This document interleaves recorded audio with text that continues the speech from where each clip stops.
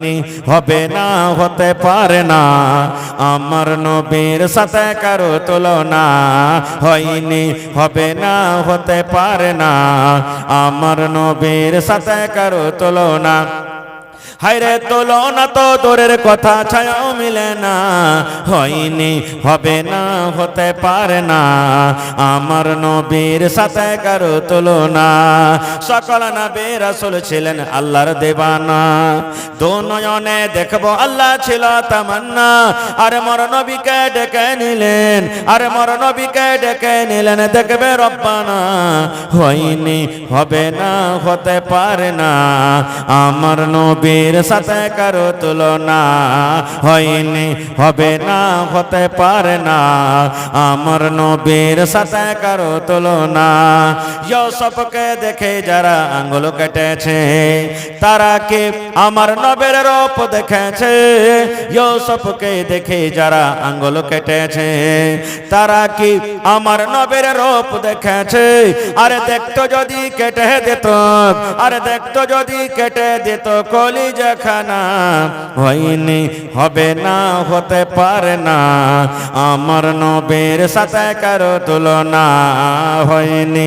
হবে না, হতে পারে না, আমার নবীর সাথে কারো তুলনা। যার শানে আল্লাহ তাআলা করলেন ঘোষণা, খলকে আসিম আমার শাহে মদিনা। যার শানে আল্লাহ তাআলা করলেন ঘোষণা, খলকে আসিম আমার শাহে মদিনা।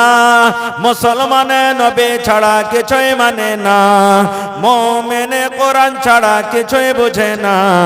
হয়নি, হবে না, হতে পারে না, আমার নবীর সাথে কারো তুলনা। হায়রে তুলনা তো দূরের কথা, ছায়াও মিলে না। হায়রে তুলনা তো দূরের কথা, ছায়াও মিলে না। হয়নি, হবে না, হতে পারে না, আমার নবীর সাথে কারো তুলনা। জামানাতে যে মুসা নবী জামানাতে একবার পানি হয় না, আকাশের দুয়ার বন্ধ। আপনাদের এলাকাতে আমার নানা দাদরা যারা বসে আছেন, ইস্তিসকার নামাজ পড়েছেন আপনারা খুব। তো আমার ভাইরা ইস্তিসকার নামাজ পড়বেন তো উল্টা হাত করে, নাকি হাদিস এসেছে উল্টা হাত করে পড়বেন। আল্লাহ রাসূল সাল্লাল্লাহু আলাইহি ওয়াসাল্লাম বলেছেন যে মুসা নবীর জামানাতে মুসা নবী আর মানে কমকে নিয়ে মাঠে চলে গেছেন দোয়া করার জন্য, যে আল্লাহ পানি দাও। দোয়া করে চলেছেন, দোয়া করছেন, কিন্তু পানি হয় না, মেয়াদ হয় না। মুসা নবী আল্লাহকে বলছেন, আল্লাহ তুমি কি আমার পরে নারাজ আছো? আল্লাহ জি তুমি কি রাগ করে আছো নাকি? আল্লাহ বলছেন, কেমন কথা বলছো মুসা? এবার মুসা নবী বলছেন, আল্লাহ যদি তুমি আমার পরে রাগ না করে থাকো, আমি পানির জন্য দোয়া করছি, আল্লাহ তুমি কেন দোয়া কবুল করো না, কেন তুমি পানি দাও না? এবার আল্লাহ রাব্বুল আলামিন বলেন, মুসা রে তোমার উপরে রাগ করে নাই, তোমার উপরে রাগ করে নাই। তুমি যত লোককে দোয়া করার জন্য এনেছো, এই টিমের মধ্যে, দলের মধ্যে একটা এমনই আমার বান্দা আছে যার বয়স মোটামুটি 40 বছর হয়ে গেল, জীবনে কোনোদিন আমাকে আল্লাহ আল্লাহ বলে ডাকেনি। জীবনে শুধু পাপ করেছে, জীবনে শুধু গুনাহ করেছে, জীবনে শুধু পাপ করেছে, গুনাহ করেছে, নেকির খাতাতে তার কোনোদিন নেকি নাই। ওই লোকটাকে তুমি মজলিস থেকে বের করে দাও, তারপরে আমার কাছে দোয়া করো, আমি আল্লাহ রাব্বুল আমিন তোমাদের প্রতি পানি বর্ষিত করব। আল্লাহ বলছেন, মুসা লোকটাকে তুমি বাহির করো, আগে বাহির করো। আপনারা বলেন গ্রামের ইমাম সাহেব জানাজার নামাজে দাঁড় হয়েছেন, আর যদি বলেন কে মদ খাইছো ভাই তোমরা বাড়িয়ে যাও, বাড়াইবে? জোরে বলেন বাড়াইবে? কেউ বাড়াইবে না। কেন? যে লজ্জা লাগবে রে, সব জানবে যে ছেলেটা খাইছে, তাও নাকি রে সব লোক চিনবে। তো লোকটা মজলিসে বসে বসে মুসা নবী এলান করলেন, দেখো এই মজলিসের মধ্যে, দলের মধ্যে কেমন একটা গুনাহগার আছে, আল্লাহর নাফরমান বান্দা, তুমি বের হয়ে যাও, তুমি যতক্ষণ না বের হবে আল্লাহ পানি দিবে না। কিন্তু যে তো গুনাহ করেছে ও জানছে, জানে না? জানে না? আশেপাশেকার এক অপরকে বলছে, ভাই কে আছো, বের হয়ে যাও, বের হয়ে যাও। ওরে সুবহানাল্লাহ, দেখেন আল্লাহ রাব্বুল আলামিন কত বড় দয়ালু রে ভাই। এই যে আমরা কোরআনে পড়ি আলহামদুলিল্লাহি রাব্বিল আলামিন, তারপরে কি আয়াত আছে বলেন তো? আর রহমানির রহিম। আছে না নেই? আছে না নেই? সুবহানাল্লাহ। এইবারে মুসা নবীর কথা শুনে লোকটার চোখ দিয়ে ঝরঝর ঝরঝর করে পানি ঝরতে লাগলো। আল্লাহ রে, গামছা দিয়ে চাদর দিয়ে লোকটা নিজের মাথাটাকে ঢেকে নিয়ে কাঁদতে শুরু করলেন। মজলিসে বসে বসে কাঁদছেন আর বলছেন, আল্লাহ 40 বছর বয়স হয়ে গেল রব্বুল আলামিন, জীবনে কত পাপ করেছি, গুনাহ করেছি, তুমি ছাড়া দুনিয়ার কোনো মানুষ জানে না। আল্লাহ যদি আজকে মজলিস থেকে উঠে চলে যায়, আমার দলের সমস্ত লোক জেনে ফেলবে এই লোকটা ছিল গুনাহগার পাপী বান্দা, সব লোক জেনে নেবে রব্বুল আলামিন। আল্লাহ জি, আজ থেকে আমি তওবা করলাম, এই মজলিসে বসে বসে তোমার দরবারে তওবা করলাম, যতদিন বাঁচবো আর গুনার কাজ করব না। আল্লাহ তুমি আমাকে মাফ করে দাও। আল্লাহ তোমাকে জীবনে কোনোদিন ডাকিনি, আজকে আমি ডাকছি। আল্লাহ তোমার দরবারে তওবা করি। আল্লাহ আর আমি জীবনে পাপ করব না, গুনাহ করব না। আল্লাহ আমার জন্য কত লোকজন কষ্ট পাইছে রব্বুল আলামিন, আমার জন্য জীবজন্তু কষ্ট পায়। আল্লাহ আমি পাপ করেছি, জীবজন্তু কোনো পাপ করেনি। আল্লাহ তুমি আমার গুনাহকে মাফ করে রব্বুল আমিন তুমি আমাদের প্রতি দয়া করো, পানি দাও। যেমন আল্লাহর দরবারে তওবা করলেন, ঝমঝম ঝমঝম ঝমঝম করে পানি শুরু হয়ে গেল। মুসা নবী বলছেন, আল্লাহ তুমি তো বলেছো যে লোকটাকে বের করো তারপরে পানি দিব, এখন পর্যন্ত মজলিস থেকে তো কেউ বের হয়নি, তাও কেন পানি হতে লাগলো? আল্লাহ রাব্বুল আলামিন তখন বলছেন, মুসা, যে লোকটার কারণে আমি আকাশের দুয়ারকে বন্ধ করে রেখেছিলাম, যে লোকটার কারণে আমি পানি বন্ধ করে রেখেছিলাম, ওই লোকটার কারণে আমি আল্লাহ রাব্বুল আলামিন আজকে পানি দিয়ে দিলাম। এই মুসা, জীবন ধরে লোকটা গুনাহ করেছে, পাপ করেছে, কিন্তু আজকে মজলিসে বসে বসে আমার দরবারে কেঁদে কেঁদে এমন তওবা করেছি, আমি আল্লাহ তারপরে রহম করলাম, আমি আল্লাহ তারপরে দয়া করলাম, এবং আমি আল্লাহ তার তওবা কবুল করে জীবনের গুনাহকে মাফ করে আমি আল্লাহ তোমাদের প্রতি দয়ার পানি দিয়ে দিলাম। নারে তাকবীর! আল্লাহ এত বড় দয়ালু, খালি ডাইকা তো দেখেন আল্লাহকে ভাই, আল্লাহকে একবার ডাকেন রাতের বেলাতে, আল্লাহ খুশি হয়ে যাবে। সুবহানাল্লাহ, আল্লাহ খুশি হয়ে যাবেন। আল্লাহ কত বড় দয়ালু জানেন? ইব্রাহিম নবীর বাড়িতে একটা কুটুম এসেছে, মেহমান। ইব্রাহিম নবী কুটুমকে খুব ভালোবাসতেন, বিনা কুটুমে খানা খেতেন না। একদিন কুটুম এসেছে মাজুসি, মাজুসি বুঝেন? আগুনের পূজা করে, আগুনকে ভগবান মনে করে আগুনের পূজা করে। ওর সামনে খাইতে দিয়েছে, তখন ইব্রাহিম নবী বলছেন, এ ভাই তুমি বিসমিল্লাহ বলে খাও। বলছে বিসমিল্লাহর মানে কি? বলছে আমি আল্লাহর নাম নিয়ে শুরু করছি। মাজুসি বলছে যে আমি বিসমিল্লাহ নিয়ে খাবো না, আমি আমার ভগবানের নাম নিয়ে খাবো। বলছে তোমার ভগবানকে? বলছে আগুন। থালি খান টেনলে বলছে তুমি আগুনের কাছে চাহোগা, খানা যাও। ইব্রাহিম নবী থালি খান টেনে বলছেন আগুনের কাছে খানা চাও। লোকটা ওইটা হাঁটতে লাগলেন, খানেক দূর গেছেন, আল্লাহ ডাকতে বলছেন, ইব্রাহিম তুমি কি করলে? ইব্রাহিম নবী বলছেন, আল্লাহ কি হলো? এবার আল্লাহ রাব্বুল আলামিন বলেন, ইব্রাহিম রে, এই লোকটার বয়স 40-50 বছর হয়ে গেল, জীবনে কোনোদিন আমাকে ডাকেনি, জীবনে আমার নামটা লাইনি। আমি আল্লাহ কোনোদিন রাগ করে তাকে বলি তোমাকে খানা দিব না, তুমি না খেয়ে থাকো, তোমাকে দানা দিব না, পানি দিব না। আমি আল্লাহ তাকে খানা দিয়েছি, আর তোমার বাড়িতে এক টাইমের খাবার খেতে এসেছে, সামনে থেকে তুমি থালাটা টেনে নিয়েছো, এটা ভালো কাজ করনি। এর নাম হলো আর রহমানির রহিম। কত বড় আল্লাহ তাআলা দয়ালু ভাই। খায়ের যা হোক, আমি ওদিকে যাবো না। খুব বলার উদ্দেশ্য ভাই মুসলমান, ইলম একটা এমন জিনিস যে আমি আপনি যদি ইলম শিখি তো আমার আপনার ভিতর থেকে সব বুরাই শেষ হয়ে যাবে। যেমন 1400 বছর আগে মক্কার লোকেরা কি করত? বেটিকে দফন করত। শুনেছেন আপনারা ঘটনা? আল্লাহ কোরআনে বলছেন, মক্কার জমিতে নবী যখন জন্ম নেননি তার আগে কোন বাড়িতে যদি বেটি জন্মগ্রহণের কথা শুনতো, কোন বাপের মুখ কালো হয়ে যেত, মন ভারী হয়ে গেল। এখনো না হয়েছে? বেটির কথা যদি খালি শুনে লেই, ও মিষ্টি বিলাইবে না, দোষ বন্ধুকে ফোন করেও জানাবে না, স্ত্রীটাকে গাইল দিবে, 3-4 যার বেটি হয়ে গেছে ঘুঁচা মেরে মেরে কথা বলবে, শাশুড়িতে ঘুঁচা মারবে, ননদে ঘুঁচা মারবে, যা জ্যাঠানি বলবে এ লিস্টি লাগানি বেটি বিয়ানি, তুই বেটার মুখ দেখতে পাবি রে মাগে, জীবনে তুই বেটার মুখ দেখতে পাবি না। কত ঘুঁচা মেরে মেরে ঝগড়া করবে তার সাথে। না, মক্কা নগরে যখন বেটির জন্ম হইতো, ওই বাপের মুখ কালো হয়ে যেত, লজ্জার কারণে গ্রামে হাঁটতে পারতো না, দোকান পাশারে বসতো না ওই বাপ। লোকে বলতো হবে দেখ দেখ দেখ এই বেটির বাপ চলে ইচ্ছে দেখ, এরকম ঘুঁচা মেরে মেরে কথা বলতো। ওই বাপ কি করতো জানেন? ইমাম বাগাবী রাহমাতুল্লাহ আলাইহি বলেন, বাপ একটা সুন্দর কোদাল নিয়ে নিতেন। কোদাল বোঝেন তো আপনারা? কোদাল নিয়ে নিতেন, হাঁটতে হাঁটতে জঙ্গলের ভিতরে চলে যেতেন, মাঠে ময়দানে চলে যেতেন, এবং বেটিকে দফন করার জন্য, বেটিকে পুঁতে দেওয়ার জন্য সুন্দর করে একটা কবর খুঁড়ে বাড়িতে চলে আসতো। বাপ একটা কবর, একটা গর্ত করে বাড়িতে চলে আসতো। বাড়িতে আসার পর বেটির বয়স 7 বছর 8 বছর যখন হয়ে যায়, এবার একদিন ডাক দিয়ে বিবিকে বলছেন, বিবি রে, এ হালেমার মা, জায়েদার মা, এ খালেদার মা, তাইয়েবার মা, আয় আমার ভালোবাসা বিবি, আমার জামিলাকে তুমি সুন্দর করে সাজায়া দাও, আমার খালেদাকে সুন্দর করে সাজাইয়া দাও, আমার সলেহাকে তুমি তেল গাজল দিয়ে দাও, নতুন জামা নতুন কাপড় দিয়ে দাও, কারণ আমার জামিলা কোনোদিন মক্কার বাজার দেখেনি। মক্কাতে কেমন মেলা লাগে, আরবে কেমন মেলা লাগে, আমার জামিলা কোনোদিন দেখেনি, আমি তাকে বাজার ঘুরতে নিয়ে যাব। বাপ বলতেন বেটিকে, স্ত্রীকে, বিবি আমার জামিলা খালেদাকে বাজার নিয়ে যাব, সুন্দর করে একটু ভালো করে ওকে সুন্দর করে কাপড়, নতুন জামা নতুন কাপড় পরে রেডি করে দাও।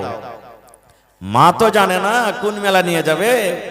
মা খুশি হয়ে বেটিকে সুন্দর করে গোসল পানি দিয়ে, তেল কাজল দিয়ে, নতুন জামা কাপড় পিঁধিয়ে আব্বার হাতে তুলে দিতেন।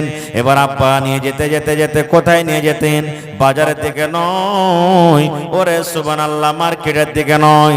ইমাম বাগাবী রাহমাতুল্লাহ আলাইহি বলেন, হাত ধরে নিয়ে যেতে যেতে 3 দিন আগে, 5 দিন আগে, 10 দিন আগে যে জঙ্গলের ভিতরে, যে মাঠে ময়দানে বেটিকে দফন করার জন্য গর্ত করেছে চলো, ওই গর্ত পর্যন্ত নিয়ে চলে যেতেন। যেমন এই পাঞ্জরে যাওয়া, বেটিকে বলতো, বেটি রে তুমি একটু নজর করে দেখো রে মা, এই গর্তটা কত বড়, এই খালটা কত বড়। ওরে সুবহানাল্লাহ, মাসুম বাচ্চা জানে না আমার আব্বা জান কেন আমাকে গর্ত দেখতে বলেন। ওরে আল্লাহ, গর্ত দেখার জন্য যেমনই তার কলেজার টুকরা মেয়ে এরকম ভাবে মাথাটা বাড়াতেন, পিছন থেকে আব্বা জানে এমন জোরে একটা ধাক্কা দিত, ধাক্কা দেওয়ার সাথে সাথে গর্ততে পড়ে গেল। যেমন এই গর্ততে পড়ে যাওয়া, চোখ দিয়ে ঝরঝর ঝরঝর করে পানি ঝরতে শুরু হয়ে গেল।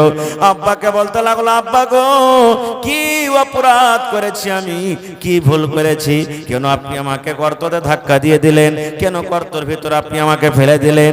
আব্বা বলতেন, বেটি রে যেদিন থেকে তুই আমার বাড়িতে এসেছিস রে মা, সেদিন থেকে রাতের বেলাতে আমার চোখে ঘুম আসে না, 10 বন্ধুর পাঞ্জরে আমি বসতে পারি না, গ্রাম দিয়ে আমি হাঁটতে পারি না, গ্রামের লোকেরা আমাকে তানা দিয়ে দিয়ে কথা বলে, দেখো রে বেটির বাবা চলে যায়, এই দেখো বেটির বাবা চলে যায়। এরে মা, জীবনের মতো তুমি আমাকে আব্বা আব্বা বলে ডাকে নাও, কারণ আজকের পর এই হতভাগাকে তুমি আব্বা বলতে পারবে না। জীবনের মতো তুমি মাকে মা মা মা বলে ডেকে নাও, কারণ আজকে থেকে এই গর্ত হয়ে যাবে তোমার বাড়ি। ইমাম বাগাবী রাহমাতুল্লাহ আলাইহি বলেন, বেটি যখন এরকম কথা শুনে গর্ততে পড়ে পড়ে কাঞ্চার বলছে, আব্বা গো আপনার হাত পা ধরে বলি গো আব্বা, আপনি আমাকে দফন করিয়েন না, আপনি আমাকে মারিয়েন না। আমার দুনিয়াতে আসার কারণে যদি আপনার মুখ কালো হয়ে যায়, দুনিয়াতে আসার কারণে যদি আপনি লজ্জা পান, দুনিয়াতে আসার কারণে যদি আপনার মান সম্মান খতম হয়ে যায়, আব্বা গো দয়া করে আপনি আমাকে খাল থেকে উঠাইলেন, দয়া করে গর্ত থেকে উঠাইলেন, যেদিকে আমার দু চোখ যাবে আমি চলে যাব, আপনাকে জীবনে আব্বা আব্বা বলে ডাকবো না, আমি বাড়ি যাব না, মাকে মা মা মা বলে ডাকবো না। ইমাম বাগাবী রাহমাতুল্লাহ আলাইহি বলেন, গর্ততে পড়ে পড়ে কাঁদতে থাকতো, হায় রে ওই আব্বা জান ওপর থেকে মাটি দিয়ে জিন্দা বেটিকে দফন করে বাড়িতে চলে আসতো।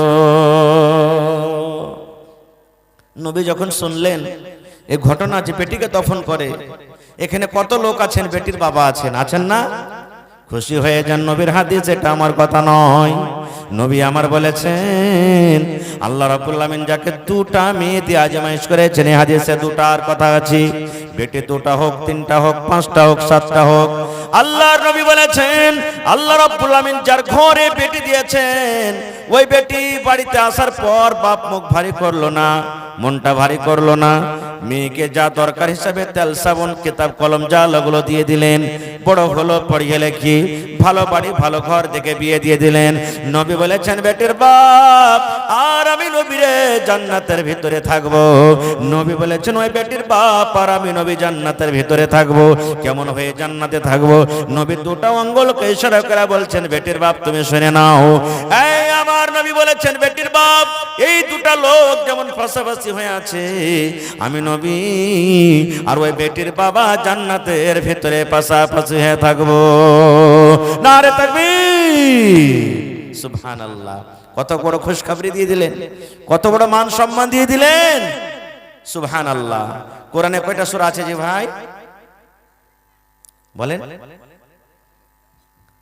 এখানে যদি বলি বিরাট কোহলি কয়টা ছক্কা মেরেছিল মুখ ম্যাচে জি, পট করে বলে দেবে। কোরআনে 114 সূরা আছে রে ভাই। 114 সূরার মধ্যে একটা সূরার নাম আছে সূরাতুন নিসা। আমার বহিনারা জানে, আমার খালারা জানেন, ভাইরা জানেন, যারা পড়ালেখা মানুষ। সূরাতুন নিসা, নিসা মানে আওরাত, নিসা মানে মহিলা, নিসা মানে নারী। আল্লাহ রাব্বুল আমিন মেয়েদের মান সম্মান কত বাড়িয়ে দিয়েছেন। আল্লাহ তাদের নামে কোরআনে নাম দিয়েছেন সূরাতুন নিসা। আর যেই বেটিকে পেয়ে আমরা বাড়িতে মন খারাপ করে দিই, সুবহানাল্লাহ। আর একটু আগে চলেন, এত জুলুম অত্যাচার মক্কাতে হতো। এই সমস্ত জুলুম অত্যাচার দূর হয়েছে কি কারণে জানেন? কোরআন আসার পর আর ইলমের পর। আল্লাহ তাবারক ওয়া তাআলা সর্বপ্রথম যে আয়াত নাযিল করেছেন শিক্ষা সম্পর্কে, আল্লাহ প্রথমে কথা বলেননি তুমি নামাজ পড়ো, নামাজের কথা পরে, রোজার কথা পরে, পর্দার কথা পরে, যাকাতের কথা পরে, মদ খাওয়ার কথা পরে, হারাম খাওয়ার কথা পরে। যত হুকুম পৃথিবীতে হুকুম নাজিল হয়েছে সমস্ত হুকুম নাজিল পরে আল্লাহ রাব্বুল আলামিন সর্বপ্রথম যেটা নবীকে তোহফা দিয়েছেন, মেসেজ করেছেন, সর্বপ্রথম আল্লাহ রাব্বুল আলামিন নবীকে যেটা ওহী দিয়েছিলেন সেটার নাম হলো ইকরা, মানে তুমি পড়ো। পড়ার কথা বলা হয়েছে। আজকে আমরা সুবহানাল্লাহ কত লোক পড়েছি, বেয়াদবি মাফ করবেন। এখানে যতটি লোক আজকে আমরা বসে আছি, যদি আমি একটা কথা জিজ্ঞাসা করি, হারে ভাই যখন আপনার নতুন বিয়ে হয়েছে, নতুন বিয়ে হওয়ার পর যখন আপনি প্রথম রাত বিবির কাছে গেছেন, বিবির কাছে যাওয়ার আগে আগে বিবির পঞ্জরে বসে একটা দোয়া পড়িতে হবে, কয়টা লোক পারবো? হাজি বলে এগুলো দোয়া পড়িতে হবে জি। কি দোয়া? আল্লাহ রাসূল বলেছেন তোমার যখন প্রথম রাত হবে, তোমার যেদিন বাসর ঘর হবে, তোমার বিবি পালঙ্গে বসে থাকবে, খাটায় বসে থাকবে তোমার জন্য। নবী বলেছেন তুমি সালাম দিয়ে বাড়ির ভিতরে ঢুকবে, ঘরের ভিতরে ঢুকবে, আর ঢোকা পর তোমার বিবির পাঞ্জরে বসে যাবে, আর তোমার বিবির কপালের উপরে যে চুল রয়েছে 2টা 3টা 5টা চুল তুমি এরকম ভাবে ধরে নেবে, আর ধরে নেওয়ার পর একটা দোয়া পড়িতে হবে। কি দোয়াটা পড়িতে হবে? আল্লাহুম্মা ইন্নী আসআলুকা খাইরাহা ওয়া খাইরা মা জাবালতাহা আলাইহি ওয়া আউযু বিকা মিন শাররিহা ওয়া শাররি মা জাবালতাহা আলাইহি। কি দোয়া পড়িতে হবে? যারকে বিয়ে শাদী হয়ে গেছে, যাদের হয়নি ভাই দোয়াটা শিখলেন। আল্লাহুম্মা ইন্নী আসআলুকা খাইরাহা ওয়া খাইরা মা জাবালতা আলাইহি ওয়া আউযু বিকা মিন শাররিহা ওয়া শাররি মা জাবালতা আলাইহি। কয়টা লোক পড়েছি? পড়ার চেষ্টা করি না। আর একটু আগে চলেন। এবার নবী বলেছেন এই দোয়া পড়ার পর যখন তোমাদের এক অপরে যখন সালাম কালাম হয়ে গেল, এবার যখন তোমরা স্বামী স্ত্রীতে মিলন করবে, শরীয়তের কথা বলি, স্বামী স্ত্রীতে যখন মিলন করবে, আল্লাহর নবী বলেছেন মিলন করার আগে একটা দোয়া পড়িতে হবে রে ভাই, একটা আপনাকে মন্ত্র পড়িতে হবে। কি মন্ত্রটা পড়িতে হবে? নবী আমার বলেছেন বিসমিল্লাহি আল্লাহুম্মা জান্নিবিনা শাইতান ওয়া জান্নিবিশ শাইতানা মা রাযাকতানা। আল্লাহ নবী বলেছেন স্বামী স্ত্রীতে যখন মিলন হবে, মিলন করার আগে আগে একটা দোয়া পড়িতে হবে, বিসমিল্লাহি আল্লাহুম্মা জান্নিবিনা শাইতান ওয়া জান্নিবিশ শাইতানা মা রাযাকতানা। কোথায় শিখবেন এগুলা দোয়া? এই মাদ্রাসাতে শিখতে হবে। কয়টা লোক আমরা পড়েছি? বলবেন হাজী মাওলানা দোয়াটা যদি না শিখি না পড়ি তো কোনো কি ক্ষতি আছে? ক্ষতি আছে, কত ক্ষতি আছে। তাহলে এটা হাদিস শুনেন। আল্লাহ রাসূল বলেছেন যদি কোনো আল্লাহর বান্দা বিনা দোয়াতে বুবুর কাছে চলে গেল, বিনা দোয়াতে স্ত্রীর সাথে মিলন করলো, বিনা দোয়াতে বিবির সাথে মিলামিশা করলো, নবী বলেছেন যতবার বিনা দোয়াতে বিবির সাথে মিলামিশা করবে অতবার তার সাথে সাথে শয়তান তার বিবির কাছে চলে যাবে। এবার বলেন এই মজলিসে কেউ 10 বছর বিয়ে করলেন, কেউ 5টা ছেলের বাবা, কেউ 10টা ছেলের বাবা, কেউ 3টে ছেলের বাবা, কেউ 2টা ছেলের বাবা। ওরে আল্লাহ, কত ভাই দোয়া পড়েছেন, কত ভাই এখন পর্যন্ত জানেন না 5টা ছেলের বাবা হয়ে গেলেন, 10টা ছেলের বাবা হয়ে গেলেন। জীবনে কতবার বিবির সাথে মিলন করেছেন, জীবনে একদিনও দোয়া পড়েননি। যতবার জীবনে বিবির কাছে আপনি গিয়েছেন অতবার আপনার সাথে সাথে শয়তান আপনার বিবির কাছে গিয়েছে। কত ক্ষতি হলো আপনার। একটা প্রশ্ন করছে এখানে, স্বামী স্ত্রী মিলন করার পর শরীরটা নাপাক থাকে না পাক থাকে? কথা বলেন তো আপনারা। নাপাক হয়ে যায়, গোসল ফরজ হয়ে যায়। যতক্ষণ গোসল না করবেন আপনি নামাজ পড়িতে পাবেন না। খুব গোসল করে নামাজটা আপনাকে পড়িতে হবে। আজকে যদি প্রশ্ন করি না না হে ফরজ গোসলটা কেমন করে করতে একটু বলেন তো। আমার ইলিম আজকে আমি বলেছি যে আপনারা হলেন ছাত্র, আজকে জালসার জন্য শিখে যেতে হবে কিছু। ভাই বুবুরে নানি রে গোসল ফরজ হয়ে গেছে, কেমন করে গোসল করতে হবে একটু নিয়ম কারণটা বলেন তো। বলবেন হাজী মাওলানা গোসলের তো নিয়ম কারণ আছে। জি, এটা না যে নলে চলে গেলাম হড় হড় হড় করে পানি ঢেলে দিলাম গোসল করে চলে এলাম, না। পাঞ্জরে পুকুর আছে, নদী আছে, ডুব মেরে দিলাম চলে এলাম, না। এ ভাই শোনেন, আল্লাহ নবী যেভাবে গোসল করার আদেশ করেছেন, দয়ার নবী যেভাবে গোসল করতে বলেছেন, সেইভাবে যদি আমার আপনার গোসল না হয়, জীবন ভর গোসল করতে গেল যদি নবীর তারিকাতে গোসল না হয়, একদিনও আমার আপনার গোসল করা হয়নি, গোসল করা হয়নি। আমরা তো শিখবো কি, হ্যাঁ দাদু ধানে যে পোকা লেগে গেছে, হ্যাঁ ভুট্টা গালা লাগে টিম টিম টিম টিম করছে, কোন ওষুধ করবো? এগুলো আমরা শিখতে যাব, দুনিয়াদারি শিখবো, কিন্তু আমরা দিন শিখতে যাব না। আল্লাহ নবীর জামানাতে ইলম কি জিনিস দেখেন। এ মায়েরা খালারা, আজকে আমাদের আপনাদের শেরশাবাদী মুসলমান যত আছি, টাকার লোভে টাকার লালচে 12 বছর 14 বছর 18 বছর যেরকম বেটার বিয়ে হইলো, ঘন ঘন আইবারি আসতে শুরু, একদিন বিয়ে হয়ে গেল।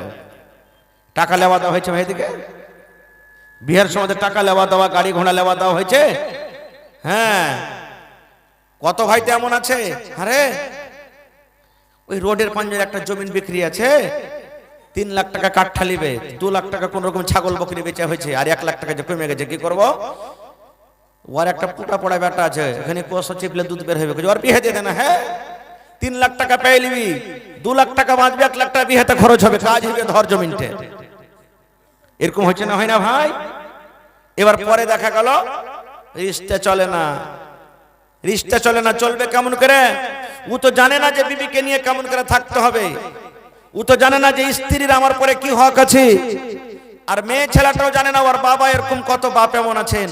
আরে ছেলেটা তো ছোটই আছে বয়সে, কিন্তু ওর বাপের জমি জায়গা খুব ভালো আছে, 4 চাক্কা আছে, ওই বাজারে জমি আছে, ওখানে দোকান আছে, এই আছে, দিয়ে দে আলহামদুলিল্লাহ, জমি জায়গা ছেলের খুব ভালো আছে, দিয়ে দে। কিন্তু ওই বাপকে বলবো, আপনার বেটি যে জানে না যে নিজের স্বামীর বাড়িতে যে নিজের স্বামীর কিভাবে খিদমত করতে হবে, ও যে জানে না। নবীর হাদিস শুনেন, আল্লাহ নবীর জামানাতে এক বাপ বেটির বিয়ে দিবে, বেটি বলছে আব্বু আমি বিয়ে করবো না, খো ইনকার করছে। বাপ চলে গেলেন হাঁটতে হাঁটতে নবীর দরবারে। নবীকে বলছেন, হুজুর বেটির বিয়ে দিব, বেটি ইনকার করছে, আপনি একটু জিজ্ঞাসা করেন তো, তার কারণটা কি? নবী বললেন, তোমার বেটিকে এনেছো? বলছেন না। বলছি, যাও তোমার বেটিকে নিয়ে এসো। বেটিকে সাথে করে নিয়ে চলে গেলেন। এবার নবী বললেন, আল্লাহর বান্দিরে, তোমার আব্বা জান তোমার বিয়ে দিবে, তুমি ইনকার করছে। মা, ইনকার করার কারণটা কি? তোমার আব্বা জান বিয়ে দেবে, তুমি কেন রাজি হও না? আয় আমার মহদিপুর এলাকার মায়েরা খালারা শুনেন। এবার সেই মহিলা বলছেন, নবী গো, বিয়ে করার আগে আমি একটা প্রশ্ন করব নবী গো, ওই প্রশ্নের উত্তর যতক্ষণ পর্যন্ত আমি না জানবো আমি হা ভরবো না। দয়ার নবী বললেন, আল্লাহর বান্দি তোমার প্রশ্ন কি বলো? বলছে, নবী গো, আমার যখন বিয়ে হবে আমি শ্বশুরের বাড়িতে চলে যাব, যে আমার স্বামী হবে, আমি যার বিবি হব, আমার উপরে আমার স্বামীর কতটুকু হক রয়েছে নবী গো, এই ব্যাপারে আমার জ্ঞান নাই, আমি জানি না আমার উপরে আমার স্বামীর হক কতটুকু রয়েছে।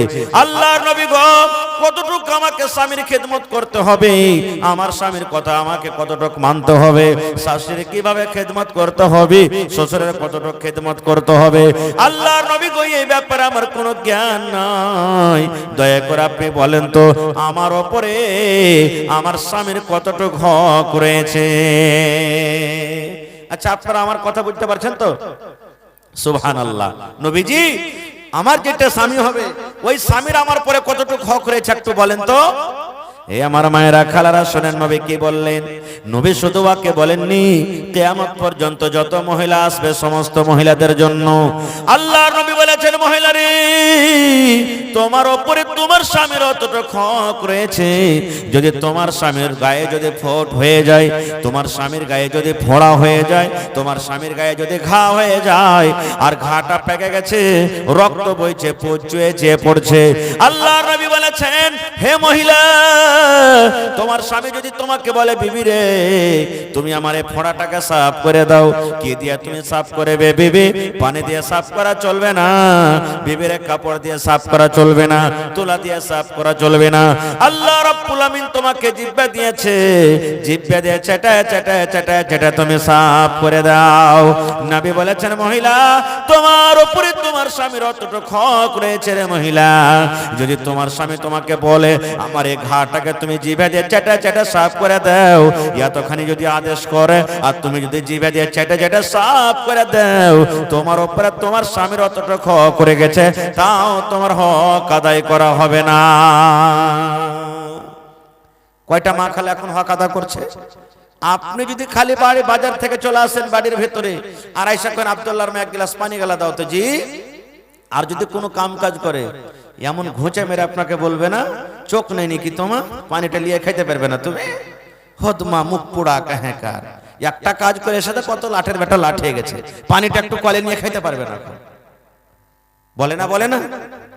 নবীর হাদিস, নবী বলেছেন, হে মায়েরা খালারা শোনেন, যদি কোনো মা, যদি কোনো খালা, যদি কোনো দাদি রুটি বানাইছে, খোলাতে রুটি পড়ে আছে, রুটি সেঁকছি, রুটি হয়ে গেছে, হাত বাড়িয়ে দিয়েছি, এই মতো অবস্থায় নবী বলেছেন, তার স্বামী যদি বলে, বিবি রে, এক গ্লাস পানি দাও রে বিবি, তাড়াতাড়ি করে খাইতে দাও রে বিবি, বিবি রে, তুমি আমার পাঞ্জরখানে এসে বসো। আল্লাহ রাসূল বলেছেন, মহিলা রে, রুটি তোমার হয়ে গেছে, রুটি উঠার জন্য তুমি হাত বাড়িয়ে দিয়েছো, এখনো তুমি হাতে রুটিটা তুমি হাত বাড়িয়ে দিয়েছো, উঠিয়ে নিবে, এরকম সময়তে যদি তোমার স্বামী তোমাকে ডাকতে, বিবিরে ঘরের দিকে এসো, বিবিরে আমার পাঞ্জরে এসো, আল্লাহ নবী বলেছেন, মহিলা, তোমার রুটি জ্বলে যায়, পুড়ে যায়, ছাই হয়ে যায়, তুমি তাড়াতাড়ি করে তোমার স্বামীর কাছে চলে যাও। তুমি এই কথা বলতে পাবে না, স্বামী গো, 1 মিনিট দাঁড়ান, 2 মিনিট দাঁড়ান, 5 মিনিট দাঁড়ান, রুটিটা হয়ে গেছে, উঠিয়ে নি। নবী বলেছেন, তোমার রুটি জ্বলে যায়, পুড়ে যায়, ছাই হয়ে যায়, তাড়াতাড়ি করে তোমার স্বামীর পাঞ্জরে তুমি চলে যাও। নারে তাকবীর। আল্লাহর নবী দিনার নবী গো, নবী ছিলেন দিনের দিওয়ানা, দেখে নবীর মুজিজা, ভাগবতী মা খাদিজা সইপে দিলেন জীবন আর জয়বন। আল্লাহর নবী দিনার নবী গো, নবী ছিলেন দিনের দিওয়ানা। তাহলে হার ভাইরা বলবেন মনে মনে যে হাজি মৌলানা বিবির কাছে এতখানি খেদমত লিব, মা খালারা রাগ করে বসে থাকবে যে হাজি মৌলানা ওরা বেটা ছেলে হলো থেকে গাছের গোটা হইলো, ওদের উপরে কি আমাদের কোনো হক নাই? আছে, আছে হক। এটা মনে করিয়েন না যে আমরা হলাম পুরুষ জাতি, শুধু মেয়েদের কাছ থেকে আমরা খেদমত নেব, ওদের খেদমত আমাদেরকে করতে হবে না, এরকম কথা নয়। আল্লাহ রাসূল সাল্লাল্লাহু আলাইহি ওয়াসাল্লামকে একজন সাহাবী জিজ্ঞাসা করলেন, আল্লাহর নবী গো, আমরা পুরুষ মানুষ, আমরা বেটা ছেলে, আমাদের উপরে আমাদের বিবির কতটুকু হক রয়েছে নবী গো? আচ্ছা একটা কথা বলেন তো, যারা বিয়ে করেছেন বা বরাত গেছেন, দেখছেন ইমাম সাহেব যখন বিয়ে পড়ায় ছেলেটাকে তো কবুল পড়ে, পড়ে না? পড়ে না? কবুলের মানে কি?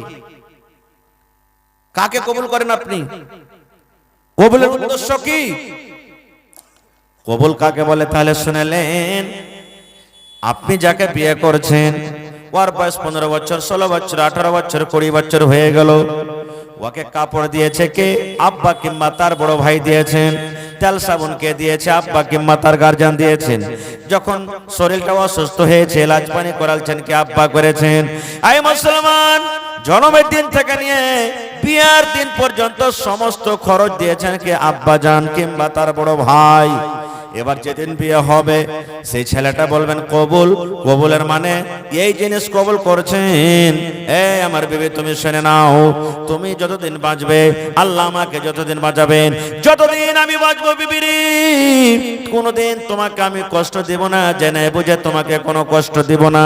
যত কাপড় লাগবে তোমাকে আমি দিব, যত এলাজ পানি করতে হবে তোমাকে দিব, যত খাবার লাগবে দিব, বাড়িতে থাকার জন্য একটা ঘর দিব, সব দরকার তোমার পূর্ণ করব, এর নাম হলো কবুল। কিন্তু কত ভাই এমন আছেন, আপনাদের এলাকাতে আছে কিনা আল্লাহ জানে, স্ত্রীটা যদি শরীর খারাপ হয়ে যায় তো ওকে খালি কিরকির কিরকির করবে আর বলবে তুই তোর বাপের বাড়ি চল যা। কাপড় যদি ছিঁড়ে যায় বলবে যা তোর বাপকে বলবি, তোর ভাইকে বলবি যে এখানটা কাপড় গালা কিনে দিবে। কেন কিনে দিবে? আপনি যে কবুল করেছেন ভাই, আপনাকে দিতে হবে। আপনার বিয়ে হওয়ার পর যদি আপনার শ্বশুর তার বেটিকে মানে আপনার স্ত্রীকে 1 টাকার কোনো সামান যদি না দেয় তাহলে তার কোনো গুনাহ হবে না, আপনাকে সমস্ত কিছু দিতে হবে। আল্লাহ নবীর জামানাতে একজন সাহাবী বলছেন, হুজুর আমরা বেটা ছেলে পুরুষ মানুষ, আমাদের প্রতি আমাদের বিবিদের হক কি রয়েছে? শুনেন ভালো করে।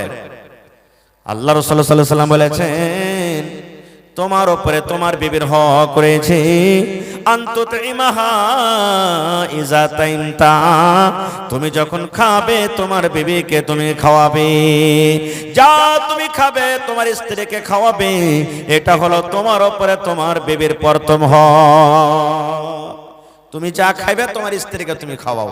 একটা হুঁচলা বেটা ছেলে ভাই জালসা শুনে বাড়ি গেছে, আর ভোরবেলাতে 2টা সালহাইয়ের ব্যাপারে ই গলা সালহাই, সালহাই বুঝেন তো, সালহাই আর 2 মুঠা বিড়ি নিয়ে বাড়িতে চলে গেছে।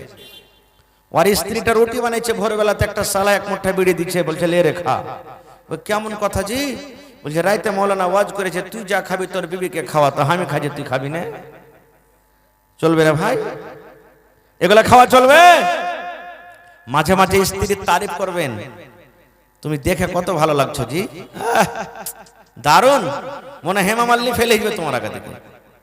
হ্যাঁ, তুমি কাপড় যখন পিন্দা হাঁটছো তো কত করে ভালো লাগছে তোমাকে দেখে জি, এই কাপড়টা তোমাকে দারুণ লাগছে, তোমার হাতের খানাটা মনে হয় খায় এমন লাগছে যে দুনিয়ার খানা ফিকা লাগছে মনে হয়। মাঝে মাঝে স্ত্রীর তারিফ করবেন, ওর মনটা বড় হবে, আপনার খেদমত মন দিয়ে করবে। এরকমই মৌলানা ওয়াজ করেছে, আর একটা খ্যাপা মোটা হয়েছে, ও বাড়িতে গেছে, ওর স্ত্রী খাইতে দিয়েছে, ও প্রথম খাইতে বসে মুখে লালা দিয়েছে, মনে মনে বলছে মৌলানা তো বলেছেন যে মাঝে মাঝে স্ত্রীর তারিফ করবি, 40 বছর হয়ে গেল বিয়ে করা, কোনোদিন স্ত্রীর মনটা বড় করতে পারিনি, তা আজ আমি আমল করি তো দেখি। স্ত্রীকে বলছেন যে বাপরে সোলেমারমা এখানে এসো, বলছে কি হয়েছে? বলছে আজকের মতন তরকারি কোনোদিনই রান্না হয়নি, এত মজা করে রান্না করেছো, মনে হয় আরো 2-4 খরা পেলে মনে হয় সাথিয়ে দেবো মনে হয়। এই স্ত্রীটা ঘরের ভিতরে গেছে, আর ঘরের ভিতরে যে বেলন চিনের বেলন যে রুটি পাকাইছে, একটা বেলনটাকে নিয়ে এসে মাথার উপরে একবারে জোর করে 1 বেলন দিয়েছে। ওর পুরুষটা বলছে কেনে মারছো জি, তোমার তো তারিফ করনু, তোমার নাম করনু। বলছে মিনসে মুখ পুরা কাহেকার, এতদিন রান্না বান্না করে খাওয়াইনু, জীবনে কোনোদিন নাম লেয়নি, আর আজ পড়োশের বাড়ি থেকে তরকারি খানটা দিয়েছি আইনে, তো দেখো আর কত নাম করছে। সুবহানাল্লাহ। তো এরকমই মাঝে মাঝে তারিফ করবেন, তো বুঝে সুঝে করতে পারে, তো বেলনি খেতে হবে। সুবহানাল্লাহ। নবী আমার বলেছেন আনতুতেই মাহাই জাতাইনতা, তুমি যখন খাবে তোমার বিবিকে খেলাবে। আয় মুসলমান, যেমন আপনার এই পার্শ্বে বাজার আছে বোতল বাড়ি, কামে কাজে চলে গেলেন, কিংবা পার্শ্বে আপনার পাঞ্জরে আছে তালকলা চলে গেলেন, দোকানে বসে মিষ্টি পেট ভরে খেয়ে নিলেন। নবী বলেছেন উম্মত রে, যদি পারো তোমার স্ত্রীর জন্য একটা মিষ্টি তুমি নিয়ে এসো। এটা না হয় তুমি মার্কেটে খেয়ে নিবে, বাড়িতে মাছ রান্না হয়েছে, মাংস রান্না হয়েছে, তোমার বিবির তুমি খবর নিলে না, একা একা পেট ভরে ভরে খেয়ে নি না। নবী বলেছেন এরকম যেন না হয়, তুমি যখন ভালো ভালো খাবে তোমার বিবির জন্য তুমি তাকে খাওয়াবে। এর মানে হলো নবী বলেছেন আনতুতেই মাহাই জাতাইনতা, এক নম্বর তোমার উপর হক, তুমি খাবে তোমার স্ত্রীকে খাওয়াবে।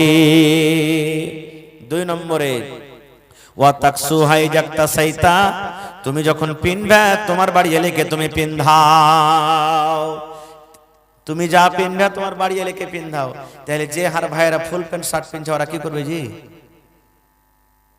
সিল্লে দিতে হবে নাকি? না রে ভাই না, ঠান্ডার সময় শুরু হয়ে গেছে, মাথাতে আপনি মফলার বাঁধা আছেন, গায়ে জ্যাকেট দিয়ে আছেন, পায়ে জুতা দিয়ে আছেন, বাড়িতে চলে যাবেন, বিবি কাজ কাম করে, বিবির জন্য সুন্দর একটা জুতি কিনে দিবেন, মোজা কিনে দিবেন, ট্রাউজার কিনে দিবেন, যা ঠান্ডার পোশাক আছে দিবেন, যত যত দরকার হবে আপনার কাপড় যেমন পিনবেন, আপনার বিবিকে তার দরকার হিসাবে তার কাপড় দিবেন। এটা নয় যে আপনি ভালো ভালো কাপড় পিনবেন আর আপনার বিবিকে আপনি কাপড় কিনে দিবেন না। ঠান্ডার সময়তে কত থরথর করে শরীরটা কাঁপে, ঠোঁট গোলা কাঁপে। আল্লাহ রে, জাড়ের কারণে মনে হয় জানটা বের হয়ে যায়, এরকম যেন না হয়। নবী বলেছেন উম্মত, যখন তুমি পিনবে তোমার স্ত্রীকে তুমি পিন্ধাবে। দুটো হক হয়ে গেল। তিন নম্বরে নবী বলেছেন ওয়ালা তাজরিবিল ওয়াজহা, রাগ করে বিবির চেহারাতে তুমি মারিও না। বিবির উপরে তোমার রাগ হয়ে গেছে, বিবির উপরে তোমার গোসা হয়ে গেছে, রাগের মাথাতে যদি বিবিকে মারতে হয়, তুমি এমন মায়ের মারিও না যে তোমার বিবির শরীরে দাগ পড়ে যায়, এমন মায়ের মারিও না তোমার বিবি তোমার চামড়া উজড়ে নেয়, এমন মায়ের মারিও না যে তোমার মন খারাপ হওয়ার কারণে বিবিকে এমন ভাবে মারো যেমন জানোয়ারকে মারে, গরু ভৈঁসকে মারে, এরকম তুমি মায়ের মারিও না।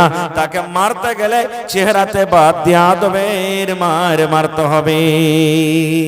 নবী বলেছেন কেমন মায়ের মারতে হবে? কবি বলেন শোনো রে পুরুষ জাতি করিয়া ধিয়ান, তোমাদের বিবি যদি হয় না ফরমান, প্রথমে তো নানা মতে বুঝাবে তারে, তারপরে বিছানাতে দিবে জুদা করে। এই দুই পরে যদি ঠিক নাই হয়, আদবের মায়ের তারে কিছু মারা যায়। কবি বলেন শোনো রে পুরুষ জাতি করিয়া ধিয়ান, হে পুরুষরা তোমরা শোনো, তোমাদের বিবিরা যদি উল্টা পাল্টা কাজ করে। কেমন উল্টা পাল্টা কাজ? এই পুরুষ, তোমার বিবিকে তুমি বলো বিবি রে মাথায় ব্যথা করছে, মাথাটা তুমি একটু টিপে দাও, একটু মাথা দেবে দাও। বলছে পারবো না, টাইমে টাইমে আপনাকে খাবার দেই না, আপনার খেদমত করে না, আপনার মন খারাপ হয়ে থাকে। নবী বলেছেন যখন রাতের বেলাতে তোমার বিছানে আসবে, সুন্দর করে তুমি বিবিকে বোঝাও। এখনো মারতে নবী বলেননি, বিবিকে বোঝাতে হবে বিবি রে তুমি আমার কথা কেন মানো না, আমার কথা কেন তুমি শোনো না, আমি তোমার স্বামী, তুমি হলে আমার বিবি, একসাথে আমাদেরকে জীবন কাটতে হবে, কেন তুমি উল্টা পাল্টা কাজ করো? নবী বলেছেন প্রথমে তোমার বিবিকে তুমি বুঝাও, ভালো ঘরের যদি বেটি হয় তোমার কথা বুঝে নিবে।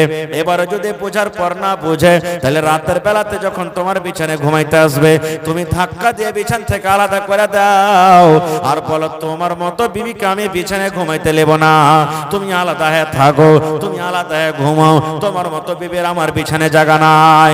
আল্লাহর নবী বলেছেন যদি জ্ঞানী বেটি ছেলে হয়, নেককার সালেহা জায়েদা বেটি ছেলে হয়, স্বামীর পা ধরে বলবে, স্বামী গো আপনি আমাকে মাফ করে দেন, আমার ভুল হয়ে গেছে, দয়া করে আপনি মাফ করে দেন, আর আমি জেনে বুঝে ভুল করব না।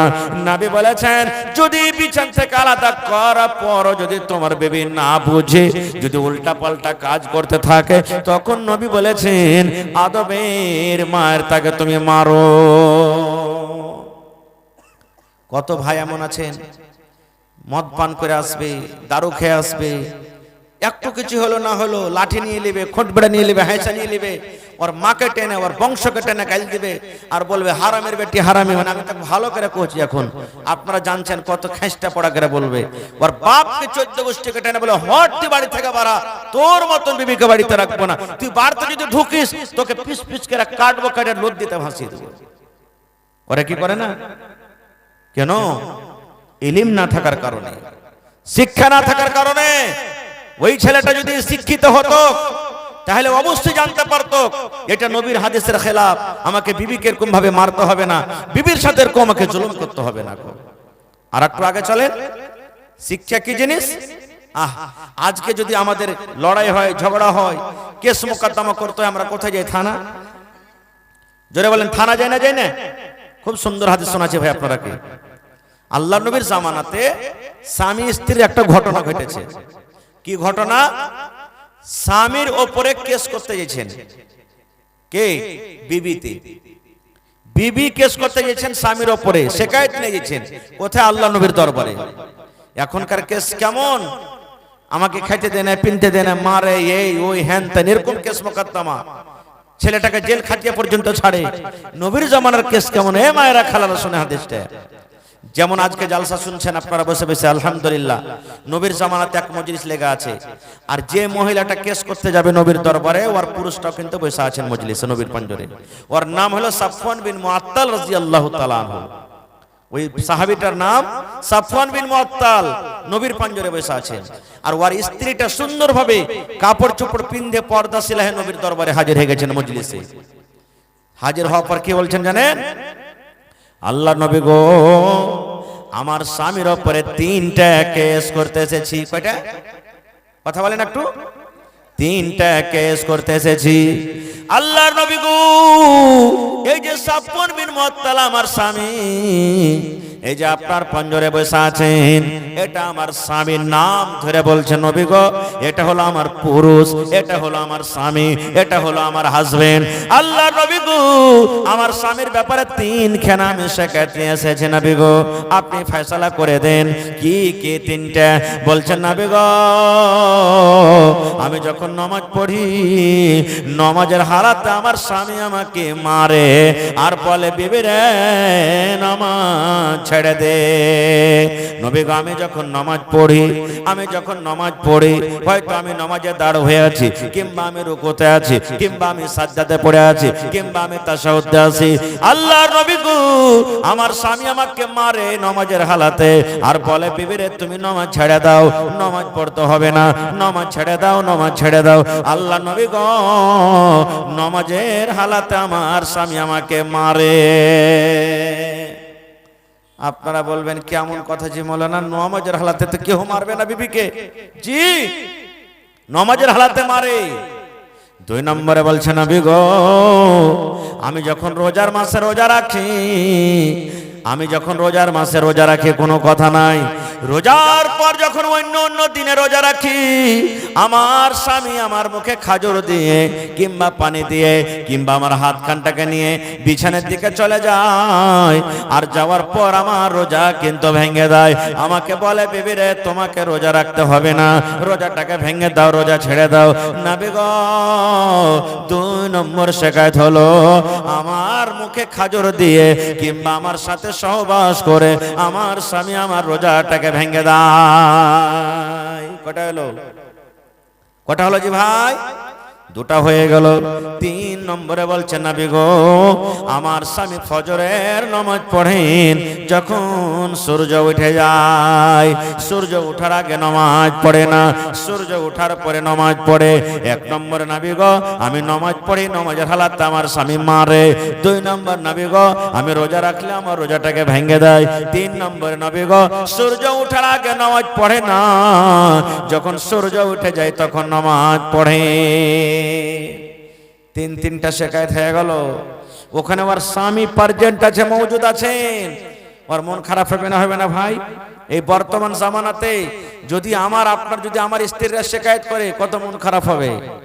আমরা মনে মনে বলতাম তুই বাড়িতে চল, তখন তোকে দেখাচ্ছি কেমন তোর শিকায়ত করা, তোকে ভাত কাপড় সব দিব, তুই উল্টা পাল্টা আমার গাওয়া দিবি, তোর পিঠের চামড়া থবো না, মনে মনে কথাটাই আমরা বলতাম। কিন্তু ওরে আল্লাহ, সে সাহাবী দেখেন যার সিনাতে 30 পারা কোরআন, যার সিনাতে আল্লাহর ডর, যার সিনাতে জাহান্নামের ডর। এবার নবী বলছেন বাবুরে তোমার বিবি তোমার ব্যাপারে 3খানা কেস করেছে রে বাবা। হে সাফওয়ান তোমার ব্যাপারে তোমার স্ত্রী 3টা কেস করেছে, এগুলা সত্য না মিথ্যা তুমি একটু দয়া করে বলো। এবারে সাফওয়ান বলছেন নবী গো আমার ব্যাপারে আমার বিবি যা বলেছেন সব সত্য, একটা মিথ্যা নয় গো নবীজি, একটা মিথ্যা নয়, আমার ব্যাপারে আমার বিবি যা বলেছেন সব সত্য, সবই সত্য নবী গো, একটা মিথ্যা নয়। এবার নবীজি বলছেন আরে বাবা নামাজ তো আল্লাহর ইবাদত, নামাজের হালাতে মারতে হয় না, তো তোমার স্ত্রীকে নামাজে কেন মারো? এবার সে সাহাবী বলছেন নবী গো আমিও জানি গো নবীজি নামাজের হালাতে মারতে হয় না, আমি কোনো অজ্ঞান নয়, আমি আপনার সাহাবী আপনার ছাত্র, আপনার মুখ থেকে শুনেছি বিবির ইহতিরাম করতে হবে, বিবির মান সম্মান করতে হবে। আল্লাহ নবী গো এই জন্য আমি মারি, আমি যেদিন মাঠে কাম কাজ করতে চলে যাই কোনো কথা নাই, কিন্তু আমি যেদিন কাম কাজ করে যখন বাড়িতে আসে সন্ধ্যাবেলাতে আমার বিবি আমার বিছানাটাকে লাগিয়ে দেয়, আমাকে খেতে দিয়ে দেয়, আমি এশারের নামাজ পড়ার পর বিছানায় চলে যায় আর আমার বিবি নামাজ পড়তে শুরু করে দেয়। আল্লাহ নবী গো কোরআনের ভিতরে যেগুলা বড় বড় সূরা এক এক রেখাতে দুটা করে তেলাওয়াত করেন। কোরআনের সবথেকে বড় সূরা সূরা মায়েদা, সূরা নিসা, সূরা আলে ইমরান, এগুলা কোরআনের বড় বড় সূরা। 2 পারা 2.5 পারা করে একটা সূরা, এত বড় বড় সূরা। বলছেন নবী গো আমার বিবি আমাকে বিছানায় শুতিয়ে দেয়, আমার জন্য বিছানাটা রেডি করে দেয়, আর নামাজটাকে লম্বা করে তেলাওয়াত করে। কত করে লম্বা করে পড়ে নবী গো জানেন?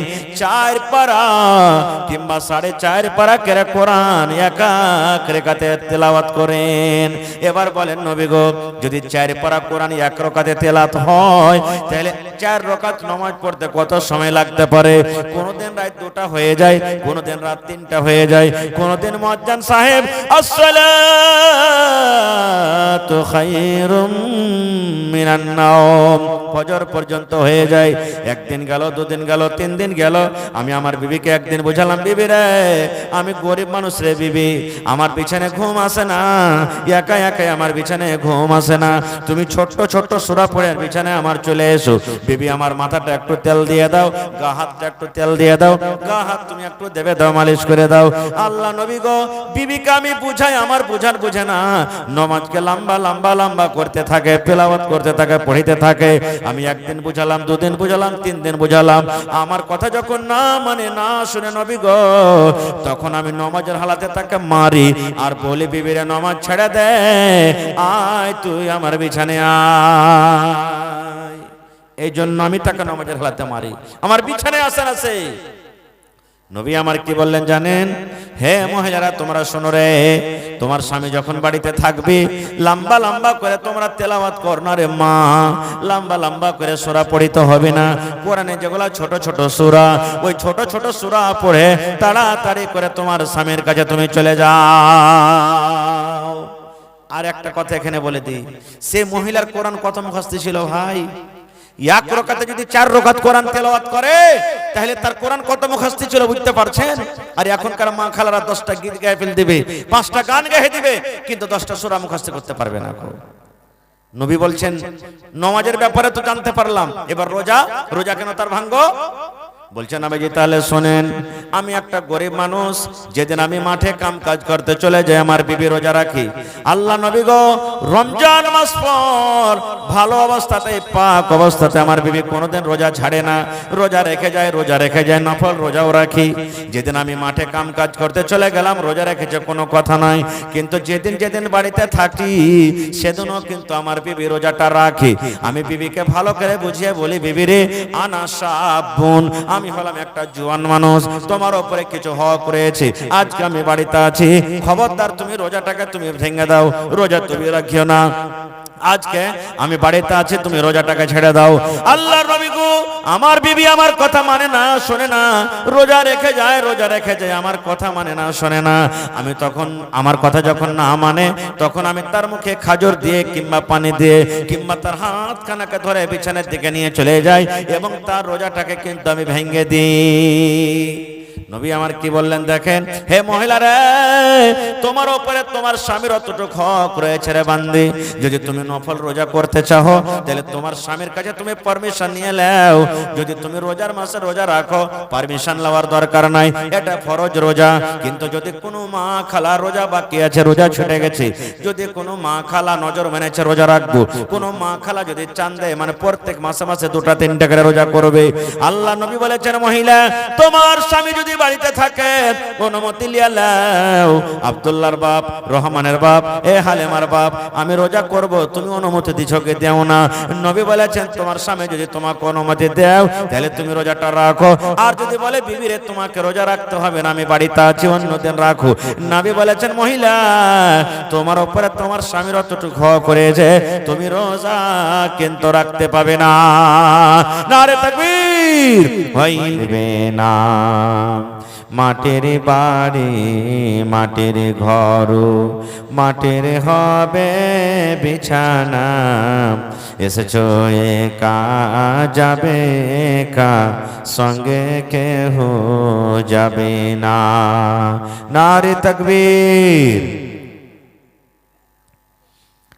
আজকে জলসার যোগ্যতময় শ্রদ্ধেয় সভাপতি সাহেব, উপস্থিত উলামায়ে কেরাম, সামনে বসে থাকা ইসলাম দরদি, দিন দরদি ভাই ও বাবাজিরা, পর্দানাসীন মায়েরা খালারা, সমস্ত তারিফ ও গুণগান সেই মহান আল্লাহ তাবারাক ওয়া তাআলার জন্য, যে মহান আল্লাহ তাবারাক ওয়া তাআলা নরম গরম বিছানাকা ত্যাগ করে ঠান্ডার মৌসুমে শীতের রাত্রে এই পিন্ডালের তলাতে একত্রিত হয়ে বসে কিছু বলার ও শোনার তৌফিক দিয়েছেন। তাই আমরা আল্লাহ তাবারাক ওয়া তাআলার প্রশংসা করি, অন্তর থেকে মুহাব্বতের সাথে সকলেই পড়েন আলহামদুলিল্লাহ। একটু মুখ খুলে জোর করে পড়বেন না ভাই, আলহামদুলিল্লাহ। তারপর আমাদের শেষ নবী হযরতে মুহাম্মদুর রাসূলুল্লাহ পড়েন সাল্লাল্লাহু আলাইহি ওয়াসাল্লামের পর অগণন দরুদ শরীফ শান্তির ধারা বর্ষিত হোক, আমিন। আল্লাহুম্মা সাল্লি আলাইহি আল্লাহুম্মা বারিক আলাইহি। ভাই মুসলমান, আপনার এখানে মোটামুটি 150 কিলোমিটার দূর থেকে খুব কষ্ট করে আপনাদের সামনে এসেছি।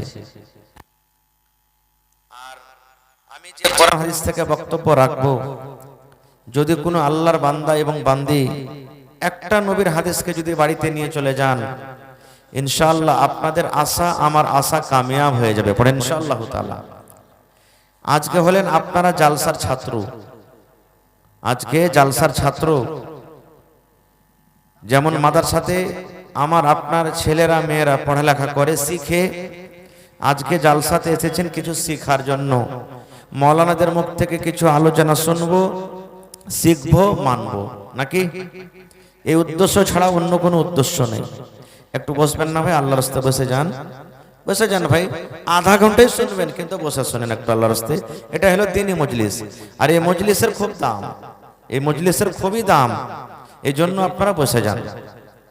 ভাই মুসলমান, যারা পড়ালেখা মানুষ অবশ্যই তারা বুঝে ফেলেছেন যে আজকে কি বিষয় নিয়ে আমি আলোচনা করব। আজকে আমার বিষয় হবে ইলম, শিক্ষা।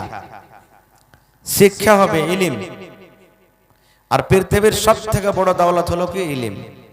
সোনার থেকে, চাঁদের থেকে, হীরা থেকে, মুক্তা থেকে, মাল জমি জায়গা সব থেকে বড় দৌলত হলো কি ইলম। এক শায়ের বলছেন, ইলম ওহ দৌলত হ্যায় जो कभी लुटती नहीं।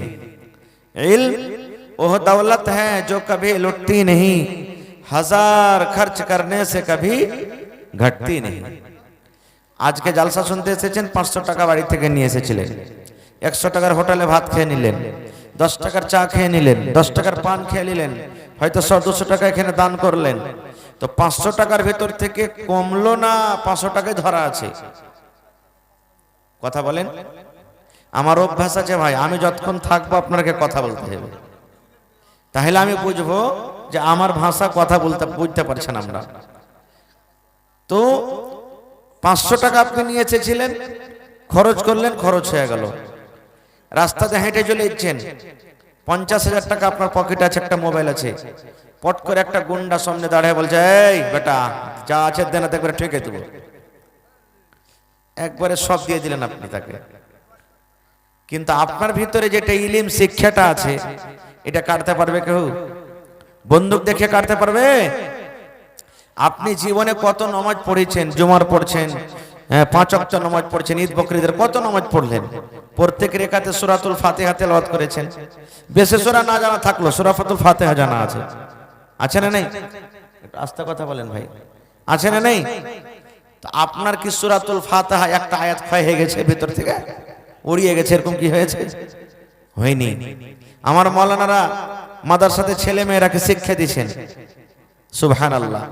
তো মাওলানার ভিতর থেকে কি ইলম ঘটে গেছে? ঘটেনি। তাই কবি বলছেন, ইলম ওয়া দৌলত হ্যায় जो कभी लुटती नहीं, हजार खर्च करने से कभी घटती नहीं, কোনদিন ঘটবে না। ইলমের কতখানি দরকার পৃথিবীতে বর্তমান যুগে। আর আল্লাহর নবী মুহাম্মদ সাল্লাল্লাহু আলাইহি সাল্লামের জামানাটা একটু আপনারাকে কথা রাখবো সঠিক, আমি খুব লম্বা ওয়াজ করব না, কারণ আপনারা জালসা শুনে শুনে শুনে একবারে কালান্ত হয়ে গেছেন। আমি শর্টে 2-4টা কথা বলবো। আল্লাহ তাবারাক ওয়া তাআলা সব থেকে আগে কাকে সৃষ্টি করেছেন? মানুষের আগে, জমিনের আগে, জিনের আগে, জান্নাতের আগে, জাহান্নামের আগে, পাহাড়ের আগে, নদীর আগে কাকে আল্লাহ তৈরি করেছেন? কেউ বলতে পারবেন সামনে থেকে? সব থেকে আল্লাহ আগে কলমকে তৈরি করেছেন। কাকে? কলম, যে কলমে আমি লিখছি। কলমের কাজ কি? কথা বলেন, কলমের কাজ কি? লেখা। সব থেকে আল্লাহ আগে কলমকে তৈরি করেছেন। এবার যখন কলম তৈরি হয়ে গেল, আল্লাহ কলমকে বলছেন। কাকে বলছেন? কলমকে। কি বলছেন আল্লাহ? রে কলম লেখো, কলম তুমি লেখো, তোমার কাজ হলো লেখা। আল্লাহ বলছেন কলমকে, এ কলম তুমি লেখো, তোমার কাজ হলো লেখা, লেখো তুমি। এবার কলম বলতে লাগলো, আল্লাহ কি লিখবো? আল্লাহ কি লিখবো? আল্লাহ রাব্বুল আলামিন বলেন, এই কলম কিয়ামত পর্যন্ত যা হবে কলম রে, এক এক এক করে তুমি সমস্ত জিনিসকে লিখে দাও। কিয়ামত পর্যন্ত কতটি দুনিয়াতে মানুষ আসবে, কতটি নর হবে, কতটি নারী হবে, কারা নক্কার হবে, কারা বদকার হবে, দুনিয়াতে কত জীবজন্তু হবে, কতটি ভালো মানুষ হবে, কতটি মন্দ মানুষ হবে, কে চাকরি করে খাবে, কে হাল ঠেলে খাবে, কে বিজনেস করে খাবে, কোনটা ভালো মানুষ হবে, কোনটা মন্দ মানুষ হবে, এই কলম আমি আল্লাহ আদেশ করি তোমার কাজ হলো লিখে দেওয়া। কিয়ামত পর্যন্ত যা হবে কলম এক এক এক করে তুমি লিখে দাও। নারে তাকবীর। সব কলম লিখে দিলেন, কলম লেখা হয়ে গেল। আজকে যে আপনারা জালসা শুনতে এসছেন না, কলম সেদিন লিখে দিয়েছে। এটা মহদীপুর নাকি? মহদীপুর মাদ্রাসাতে জালসা হবে, অমুক অমুক লোক জালসা শুনতে যাবে, মৌলানা হোসেন সালফি পুরনে থেকে যে এসছে, ওর বয়ান শুনবে, এটা লেখা হয়ে গেছে কলমে। এবার একটা কথা বলি, আর ইলমের কতটুকু দরকার। ইংরেজি মাসের কয় তারিখ আজকে? একটু পট করে বলেন আপনারা। 16 তারিখ। সাল সিধে 25, 2025। মাশাআল্লাহ। আর আরবি মাসের জানি না।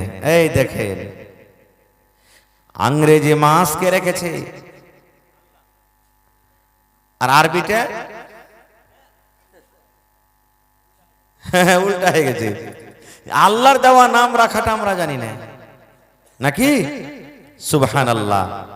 এ ভাই মুসলমান, সামনে জানুয়ারি মাসের 1 তারিখ, কত আমার মা, কত বোন, কত দাদে, কত নানি আছেন, ভোজ করবেন বাড়িতে কিংবা মাঠে গিয়ে। আপনার ক্ষেত্রে করে না এখন? মানে আল্লাহর রহমতে ভালো হয়ে গেছে, ভোজ করতে যেত, করছে ভাই? হ্যাঁ, ভোজ করতে যাই। কেন ভোজ করে জানেন? আমি একটা ভাইকে জিজ্ঞাসা করেছি, ভাই রে, জানুয়ারি মাসের 1 তারিখে তুমি কেন ভোজ করো রে ভাই? তুমি মাছ ডিম রান্না বান্না করে কেন খাও? আমাকে কি জবাব দিয়েছেন জানেন? বলছেন, মাওলানা, আজকে নতুন সাল, আজকে বছরের প্রথম দিন, আজকে যদি একটু ভালো মন্দ রান্না বান্না করে খাই, তাইলে গোটা বছর আমি দুধে ভাতে খেয়ে খেয়ে দিন কাটবি। এই জন্য আমি আজকে একটু রান্না বান্না করছি। বন্ধুরে জানেন, নবী আমার বলেছেন, যখন মায়ের পেটে আমি ছিলাম, আপনি ছিলেন, আল্লাহর নবী বলেছেন 340 অর্থাৎ 4 মাস, যেদিন 4 মাস সময় হয়ে যায়, বয়স হয়ে যায়, মায়েদের পেটে সন্তান যে থাকে, সন্তান হিলাটলা শুরু করে দেয়। 4 মাসে আল্লাহ রাব্বুল আলামিন ছেলের ভিতরে, বাচ্চার ভিতরে জান দিয়ে দেন, রূহ দিয়ে দেন। 4 মাসের পর মায়েরা, খালারা জানতে পারে আমার পেটে সন্তান এসে গেছে, আমার পেটে সন্তান হিলাডলা করে। 4 মাসের পর আল্লাহ রাব্বুল আলামিন ফেরেশতাকে বলেন, ফেরেশতারে, মহদেবপুর গ্রামে, কিষানগঞ্জ এলাকাতে, পূর্ণিয়া এলাকাতে, গোটা পৃথিবীর মহিলা যাদের পেটে বাচ্চা আছে, সন্তান আছে, যার বয়স 4 মাস হয়েছে, যে ছেলে এবং মেয়ের বয়স 4 মাস হয়েছে, তার নসিবে মায়ের পেটে 4খানা জিনিস তোমরা লিখে দাও। কয়টা জিনিস? 4খানা জিনিস লিখে দাও। 4 ঘন্টার মধ্যে একটা জিনিস আল্লাহ বলেন লেখো। এই দুনিয়াতে এই যে মহিলার পেটে সন্তান আছে, বেটা হবে, বেটি হবে, কি হবে, এর পেটে তুমি লিখে দাও যে এই ছেলেটা কিংবা মেয়েটা দুনিয়াতে কতদিন বাঁচবে, দুনিয়াতে কি করে খাবে, চাকরি করে খাবে, বিজনেস করে খাবে, কি করে খাবে দুনিয়াতে, তার নসিবে, তার ভাগ্যে কিন্তু তুমি লিখে দাও। এবার বলবো, ভাই রে, এক তো আল্লাহ রাব্বুল আমিন মানুষকে তৈরি করার আগে কলমকে বললেন, কলম তুমি লেখো, কিয়ামত পর্যন্ত যা হবে সেদিন লেখা হয়ে গেছিল। এবার আল্লাহ মায়ের পেটে আবার লিখে দিলেন, যেদিন আমি আপনি মায়ের উত্তরে ছিলাম সেদিন লেখা হয়ে গেছে। তবে জানুয়ারি মাসের 1 তারিখে যে আপনি মুরগা জবাই করে খাবেন, ডিম জবাই করে খাবেন, মাছ মাংস খাবেন, কেন খাবেন? এটা হলো গুনার কাজ, এটা হলো একবারে পাপের কাজ, এটা করতে হবে না। যদি কেউ করেন তাহলে বলবেন, মাওলানা কি করতে হবে 1 তারিখে?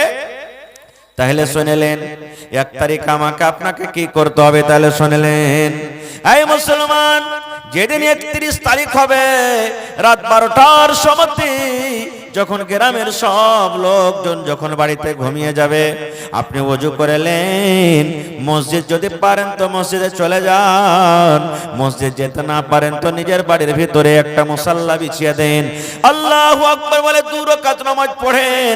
নামাজের পর আল্লাহর দরবারে দুঃখের হাত তুলে আল্লাহকে বলেন, রব্বুল আলামিন, আজকে আমার 2025 সাল শেষ হয়ে গেল, জানি না আল্লাহ 2025 সালে 1 বছরে কত নামাজ ছাড়লাম, কত রোজা ছাড়লাম, কত মিথ্যা কথা বললাম, কত চগলখড়ি পড়লাম, কত আল্লাহ গীবত করলাম, কত আল্লাহ কাকে গালি দিলাম।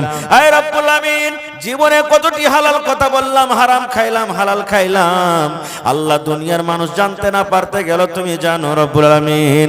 মাবুদ রে, এই 2026 সাল আমার জন্য শুরু হয়ে গেল, আল্লাহ জীবনে যেন আমি নামাজ না ছাড়ি, আল্লাহ রোজার মাসে যেন রোজা রাখতে পারি, আল্লাহ যেন মিথ্যা কথা না বলে, চুগলখড়ি না করে, আয় আল্লাহ ভালো কাজ যেন করতে পারি, মন্দ কাজ থেকে যেন বাঁচতে পারি। এইভাবে কান্দা কান্দা কান্দা কান্দা আল্লাহর কাছে দোয়া করেন, এর মানে হলো নতুন সাল। আল্লাহ খুব দয়ালু ভাই, আল্লাহ মাফ করার জন্য একবার তৈয়ার আছেন, শুধু আমরা মাফ চাইতে পারি না। একটা বাণী